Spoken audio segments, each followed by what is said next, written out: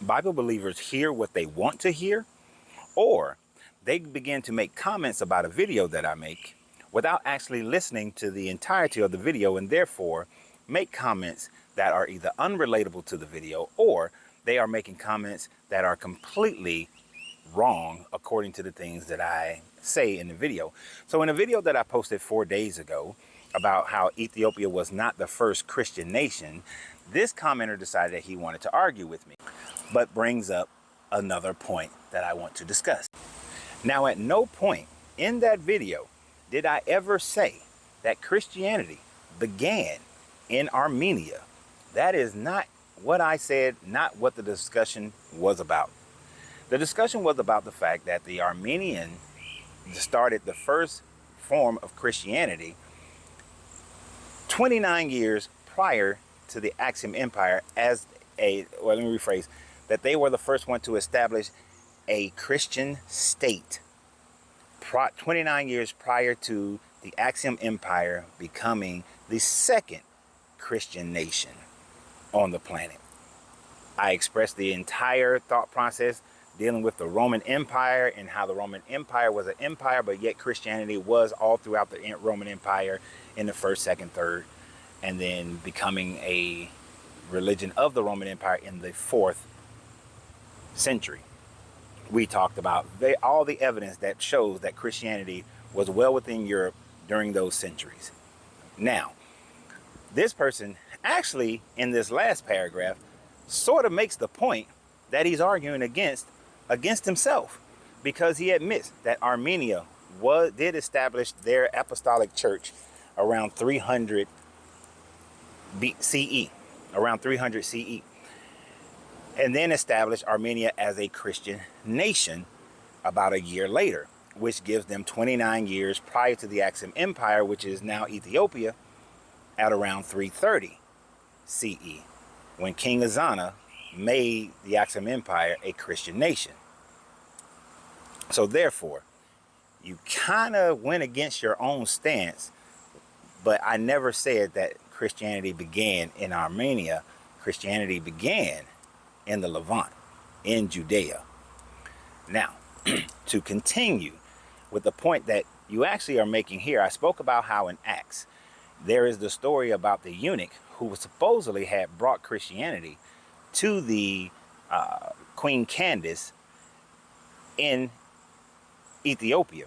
But the problem is that there is absolutely zero evidence that this eunuch existed, and there's zero evidence that this eunuch, who was supposed to be an official of the royal court, brought Christianity to the Axum Empire in the first round 50, round 30, 34, 35, 36 CE.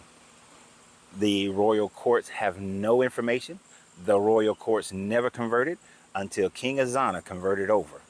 Now, you further make the claim that I am choosing to ignore the fact that there is the story of a Queen Candace coming up and visiting with Solomon, having a love affair, and then her return.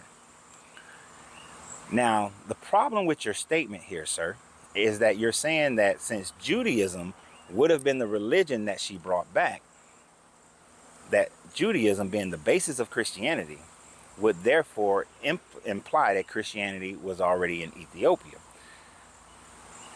There's a lot of problems with that statement.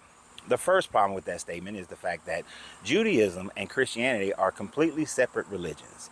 Because the Jewish population does not accept Jesus as the Messiah, does not accept him as the Son of God, makes it an entirely different religion that worship an entirely different God. You see, the God of Israel and the God of the Bible, of the Christians, are not the same God, because Jesus is not part of Yahweh. Yahweh is singular. Yahweh is one of his own. He has not been split in 3 parts, and they do not believe in Jesus as the Messiah. Therefore, they worship a different God. I spoke about this at length when I talked about how Islam, Judaism, and Christianity do not worship the same God. But according to your story of Candace visiting with Solomon, there is actually zero evidence of this ever happening. As a matter of fact, you don't get any type of written material dealing with this until you get to the 15th century with the Kibbutz. That's when you first get anything that suggests that Solomon got with Queen Sheba and that they had a son named Menelik. Menelik, when he came of age, went and spent time with his father, but then returned back to the Axum Empire. Here's the problem. There's no historical evidence to prove any of it. Even the Beta Israel, the Ethiopian Jews, who claim to have this heritage prior to the 1500s and this writing of the Kibbutz, did not have that information in the same format to which you expressed it. As a matter of fact, their earlier oral tradition says that after the first temple fell, that there were the tribe of Danites who left Israel and then came down and intermixed with the native population of what is modern day Ethiopia. But there's no proof of that. They also claim that at one point they had a queen, Queen Judith, who then fought against the Christians to be able to establish a Jewish empire in Ethiopia, and that they conquered this capital city of Axum and burnt down many churches and monasteries. There's no proof of that.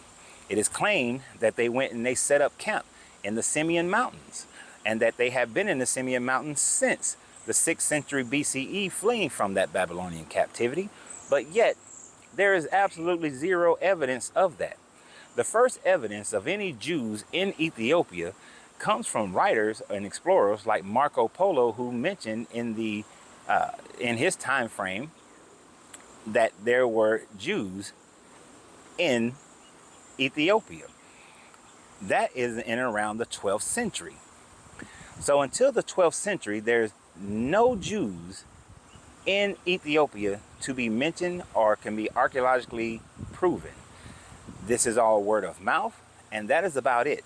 Most likely, what you have is during the 12th century, well, during the 1200s, when the Levant was controlled by Muslims, that those Jews fled from the Levant and into modern-day Ethiopia, and then began their settlements in Ethiopia, to which they were treated very harshly by the Christian rulers of almost every era from that time frame on until the present, and that they were establishing themselves as fleeing the Ottomans instead of fleeing from the Babylonians, instead of being part of the lineage of Solomon. And certainly Christianity never came through a eunuch who supposedly was a part of the royal court. Christianity came when a Coptic Christian from Egypt crashed on Axum land and then got permission to return back to Egypt, then asked for permission to return back to the Axum Empire, and then converted King Zana in 330. That is when you get Christianity in Ethiopia. You do not get anything that is provable of Judaism in Ethiopia until 1200, the 13th century CE. So when you listen to my videos, please listen to the entire video before you make a comment. And when you listen to my videos, please express exactly what I said, not what you think that I said, or what fits your narrative, so that you can have something to argue about. And always remember, you have to free yourself to be yourself, because your greatness is non-negotiable. Good journey, good vibrations.